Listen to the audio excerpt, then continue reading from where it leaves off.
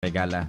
And mga kasama natin mga Mike friends sa mga awardees ng Second Southeast Asia Premier Business and Achievers Award mga Mike friends ha. And mga kasama natin sa linya si Edwin Lisa and si Sir Higenio Lumaban. Hello sir.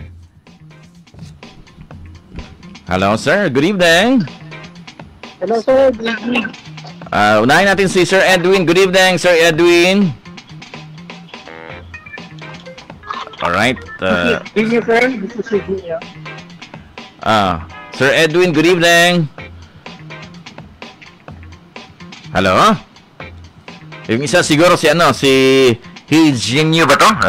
Higenio Lumaban. Yes, sir. Hello, sir. Good evening. Yes, sir. Good evening. Live po tayo ngayon sa Magdum Radio Cagayan de Oro. Bumati muna kayo sa lahat ng nakikinig at nanonood ngayon, sir. Hello, good evening sa lahat ng mga listeners. Thank you so much po for giving us an opportunity po to share our stories. Alright, sige. And si Sir Edwin, nasa kabling line na rin ba? Si Sir Edwin? Sir Edwin? Wala pa yata si Sir Edwin Anyways, sir, anong gustong itawag mo namin sa iyo, sir? Higenio or anong gusto niyo? You can call me Genio na lang, sir. Genio. Alright. Yes, Genio. Parang Henyo, Genio. Parang yes, something ganyan. Parang Henyo talaga. Without S. Oo nga parang genius. Anyways, kumusta ang weekend natin, sir? Anong medyo ba busy ngayon? Hindi naman, sir. Merong mga clients, of course, panahon po ngayon ng mga shooting. Yung pong business namin ay related po into filming. Kaya may mga events po, may mga nag-shoot. Yun po yung ginagawa namin ngayon. Alright, so more on ang film niyo ba? It's a movie or sa pang TV? Halo-halo na, sir. Actually, yung mga short film, mga commercials, saka yung mga live events. Yung mga tinatawag na live feed saka live stream po. Alright. And bago na ba itong business niyo, sir? O matagal-tagal na rin? Actually, 12 years po kami. Ito pong November, 12 years na po kami. 12 years? Medyo matagal-tagal na rin pala. Before pa nag-COVID, nandyan na yung business niyo pala. Yes, sir. Ano yung kinikater niyo dyan, sir? More on the short films, like may mga commercials din kayong ginagawa, mga ganun, para sa TV? Yes, sir. Dalawa po yung kinikater naming business. Service. Yung una po ay film equipment rental. Kami po ay nagpapanit ng mga cameras, okay. mga ilaw at saka audio. Alright. At yung pangalawa po, sir, kami po mismo yung nag-shoot. Alright. So yung mga gustong gumawa ng movie, gusto nilang, wala silang mga gamit, so pwede sa inyong mag-rent, ganon? Exactly, sir. Pwede na palang ganun yan? Ganun na, yes po. Service ang binibigay nila. Okay. Yes po. So, magdepende na lang siguro yan, Henyo, no? Kung ilang araw nila pwedeng gamitin yung mga gamit ninyo. Yes po, depende. Kahit matagal. Kahit po out of town, okay lang. Pero pag matagal, medyo higher na yung presyo niya, ang rate. Sa amin naman po, we can give big discounts the more po na mas mahaba yung days ng shoot. So, with this consideration, lalo na po sa mga students. Pag movie ang pag-uusapan, sir, ano yung mga kailangan gamit natin dyan? Normally, ay mga high-end cameras po yan. High-end. Tapos mga cine-lens. Tapos nandiyan rin yung mga lapels sa mga high-end mga lighting equipment. Saka mga camera rig, sir, yung mga stabilizer, saka drones. Alright. So, hindi pa kasama yung pag-i-edit niyan, sir, di ba? Hindi na kasama yon. Separate po na serbisyo po na ino-offer namin. Alright. So, sino yung usually nag-rent sa inyo, sir? Yung mga schools, pwede, di ba? Yung mga schools, yung gumagawa ng mga short films, yung ganun. Yes po, sir. Malakas po kami sa mga schools, sir. Mga gumagawa ng projects, mga thesis. Lalo na po yung mga film schools, ganyan. Na wala sila masyadong budget. Kasi sa amin po, sir, bukod sa quality po yung mga equipment, we can give big discounts po talaga. Kasi we consider them dahil galing din po ako sa hirap, sir. Kaya naunawaan ko yung situation nila. Alright. How about sa pag yung magre-rent ng gamit ninyo, sir? Hindi nakasama yung mga cameraman, di ba? Dapat ang cameraman sa kanila na. Pwede rin po sa amin, or kung sa kanila po, ay meron po kami tinatawag na caretaker. Yung caretaker po, ang trabaho nila is sila po yung magdadala ng gamit sa shooting. Sila na rin po yung magsiset up ng mga gamit. Sila na rin yung magta-troubleshoot just in case na may mga problema sa equipment. So lagi At po sila buong araw na yon para i-assist po yung client namin. So laging kasama ng mga artista yon, yung cameraman, yung mga caretaker ninyo? Yes, sir. Opo, alagaan nila yung gamit eh. Oo nga kasi di ba? Basta yung mga cameras medyo sensitive yan, di ba? Ng mga gamit na yan. Yes, sir. Sakto po. Lalo na yung mga lens, dapat talaga. Yung mga lights, di ba? Mga lights, meron ding lights. Yes po. Saka hindi rin biro, sir, yung mga pressure. Kailangan talagang merong caretaker na magbabantay. Oo nga. Baka kasi mawala, masira, may magnakaw. Pag masira, syempre, babayaran, di ba? Mga ganun. Yes, sir. Hindi rin biro eh. Hindi rin biro ang lalo na yung mga presyo.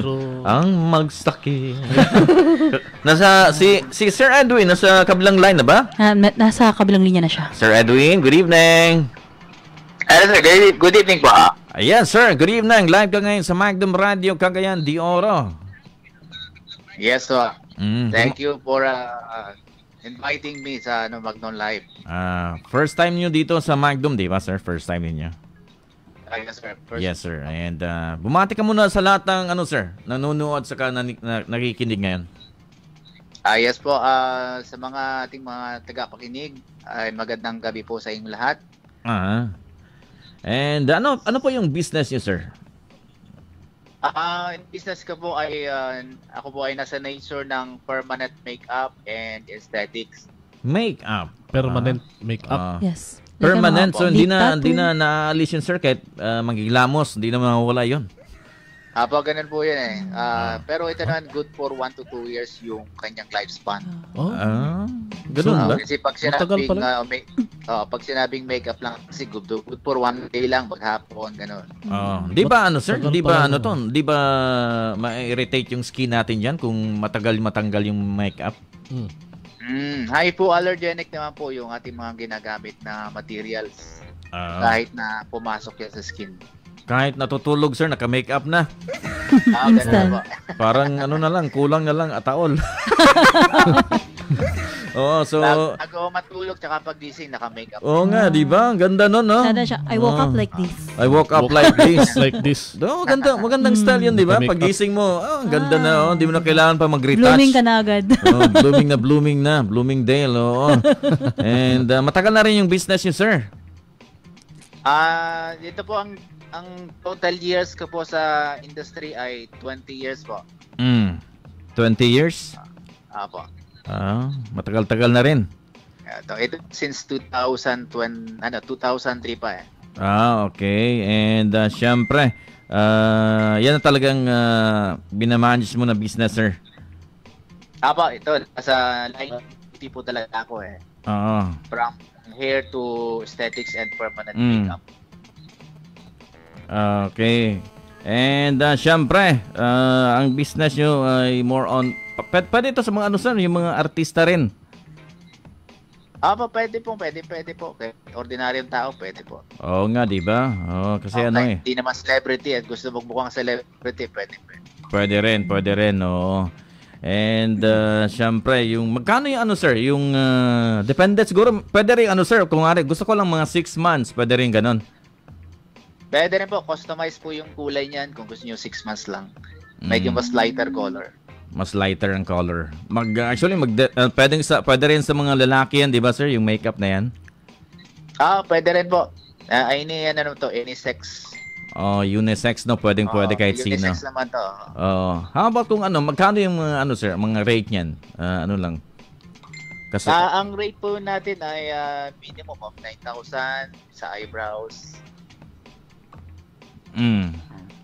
Okay, and then paano pa yung so may mga branches na rin kayo, sir? Meron po tayong branches from Metro Manila. Meron din po tayo sa South Luzon, Laguna, and Batangas. Also, Quezon City also, we have also. Maganda yan. Actually, Magdom Neljan, Magdom Mencho, di ba? Yung sa mga nagtatrabaho sa offices. Yes. Yung mga mahilig talaga sa makeup. Oo, yung mga mahilig sa makeup. Di na kailangan mag-makeup pa dahil everyday naka-makeup na. Oo. Less na yung nila, yung pag-makeup nila. Yung mga busy tao. Yung mga busy. Saka, hindi na masyadong maubos o hindi na maubos yung mga makeup hindi. mo. Hindi na i-erase yan, no?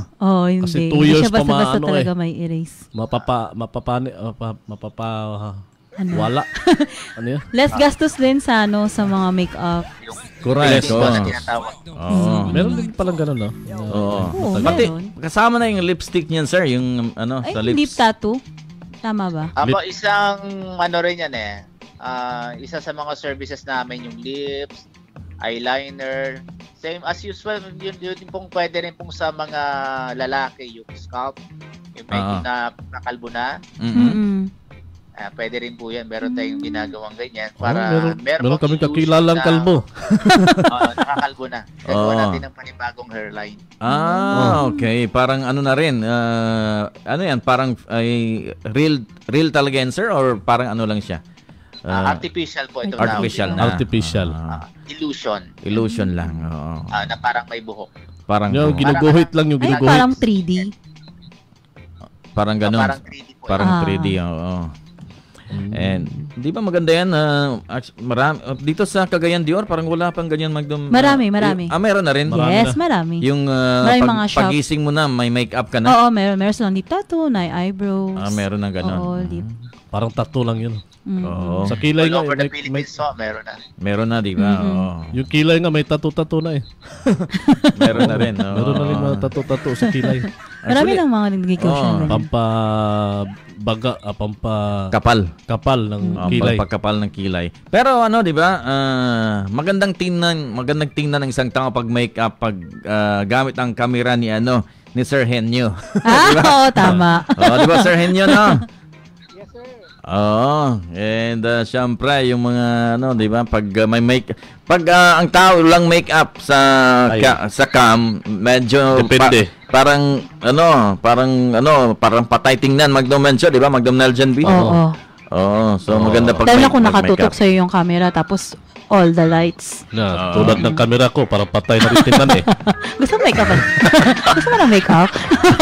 Parang patay na rin eh. Patay na rin. Anyways, dahil dyan, may sila matatanggap na award. Di ba? Ngayong December 8 yun, di ba? Edwin and Henyo? Yes, sir. Yung award na po namin sa December 8 na po. And first time nyo bang makatanggap ng parangal, sir? Sir Henyo? Sa akin po, sir, ay maraming best na rin po sa iba't ibang klaseng awarding bodies. Marami na. How about si Sir Edwin? Ganon din siguro. Matagal-tagal na. May mga awards ka rin natanggap na rin. Marami na din po. Pero dito po sa Southeast Asian, first time po. Alright. And syempre, kayo ba'y ready na tumanggap ng award? Syempre, ready na, di ba? Ready na po. Ready na. And syempre, sino ang mga organizers sa awarding ceremony, sir? Organizer po natin sa yung La Visual. At saka yung isa, yung Serviso channel. Serviso, sir. Serviso. Visual and Serviso. And maraming mga, di ba, mga sikat na mga awardees din sa gaganapin ngayong December 8. Medyo malaki po kami mga awardees. Mga artista, mga sikat na personality. Sila Isko Moreno, di ba? Mayor Isko Moreno, sila Miles Ocampo, Wong Navarro, at marami pang iba. So excited ng lahat-lahat niyan para sa gagawing award ceremony. Ikaw? Ikaw, Oh. excited ka rin? Excited ka na rin. Kasali ka doon? Sino? Ikaw, di ba? Hindi ko alam. Isa din siya sa mga sikat na Oo. personality. Tama ba? Oo. Sikat na personality dito sa Cagayan de Oro. Oo, di ba? Oo. Tinitingala. Pride of Cagayan de Oro. Oo. At saka, tinitingala. Sa Bisaya, natingala. Tingnan. So magkikita-kita tayo ngayong December 8, sir. Yes, po. Yes. Anong oras to, sir? Saan ang venue nito? Ito ba'y gaganapin sa Winport Resort and Casino sa Manila on Ay, December 8. December 8. Anong oras to, sir? Not particular sa oras po. Hindi po. Wait lang po. Parang I think pang 8 p.m. yata eh. Mostly po evening naman yung event na to. Evening. Mga ganong oras na yan. Wow. Mm. Congrats. Congrats sa inyo, sir. Sir Edwin at saka Sir Henyo. Thank you so much, sir. Salamat po sa Southeast Asian Premier Business and Achiever Awards. Sir Edwin, congratulations. Also, I would like to thank Southeast Asian Premier Business and Achievers Award for recognizing me. So, excited na po kaming sa event dito sa Winport Resort and Casino in Manila. Alright. Yes, excited na po kami. Excited na rin tayong magkita-kita, sir. Ngayong December 8. Okay, anyways, maraming salamat Sir Edwin and Sir Henyo for guesting sa programang Magdom Sabado Night Talk. Welcome po. Alright. Thank you, sir. God bless and ingat po kayo lagi. God bless. Sige. Okay.